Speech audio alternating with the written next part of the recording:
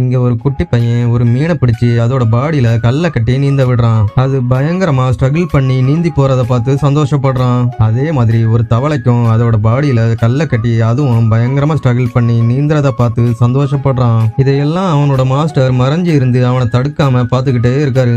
அதுக்கப்புறம் அங்க இருந்து ஒரு பெரிய கல்லை தூக்கிட்டு போயிடுறாரு.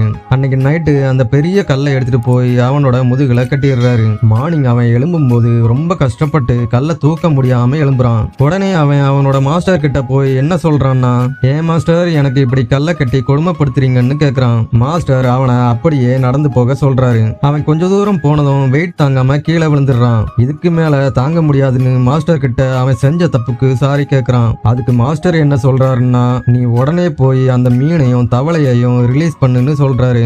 அவனும் உடனே அங்கிருந்து போய் தவளைய ரிலீஸ் பண்ணி விடுறான். ஆனா மீனை ரிலீஸ் பண்ண போனப்ப அது ஆல்ரெடி இறந்து போய் இருந்துச்சு. இதனால அவன் மனசு உடைஞ்சி திருந்தி அழ ஆரம்பிக்கிறான். அவனோட மாஸ்டர் இதை பார்த்துட்டு இது அவனுக்கு ஒரு பாடமா இருக்கும்னு முடிவு பண்றாரு. ரொம்ப வருஷம் கழிச்சு அந்த டெம்பிளுக்கு புதுசா ஒரு பொண்ணு வர்றா. அவளை பார்த்ததும் இவனுக்கு அவ மேல ஆசை வந்துருது. ஒரு நாள் அவ தூங்கும் போது இவன் அவகிட்ட மிஸ்பிஹேவ் பண்றான். திடீர்னு எழும்புன அந்த பொண்ணு பலார்னு கன்னத்திலேயே ஒண்ணு வைக்கிறான். உடனே இவன் ஓடி போய் அங்க இருந்த புத்தர் சிலைக்கு முன்னாடி போயிட்டு மன்னிப்பு கேக்குறான். அந்த பொண்ணு மனசு மாதிரி இவனை கம்ஃபர்ட் பண்ண போறான். ஆனா அதுக்குள்ள மாஸ்டர் அங்க வந்துடுறாரு. அன்னைக்கு நைட்டு மாஸ்டர் தூங்கினதுக்கு அப்புறம் அந்த பொண்ணு மேல அட்ராக்ட் ஆகி அவகிட்டயே போயிடுறான். மாஸ்டருக்கு தெரியக்கூடாதுன்னு அங்க இருந்த போட்டை எடுத்துட்டு ஏரியோட சென்டர் பகுதிக்கு போயிடுறான். அடுத்த நாள் மார்னிங் மாஸ்டருக்கு உண்மை தெரிஞ்சதும் மெல்ல அந்த போட்டை இழுத்து அடியில இருந்த உட்டன் பிளக்க பிடுங்கி விட்டுறாரு. அதுக்கப்புறம் அங்க இருந்து திரும்பவும் டெம்பிளுக்கே போயிடுறாரு.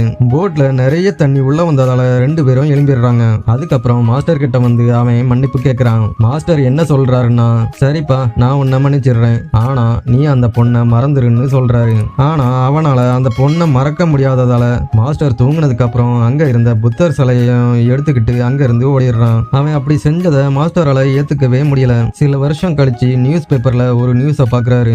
என்னன்னு பார்த்தா வாண்டட் லிஸ்ட்ல இவனோட போட்டோ வந்திருக்கும். அதை பார்த்த மாஸ்டர் அவன் இப்போ ஃபுல் டைம் வில்லனா மாறினதை பார்த்து பெருமூச்சு விடுறாரு. ஸ்டோரி பிடிச்சிருந்தா மறக்காம லைக் அண்ட் சப்ஸ்கிரைப் பண்ணிருங்க.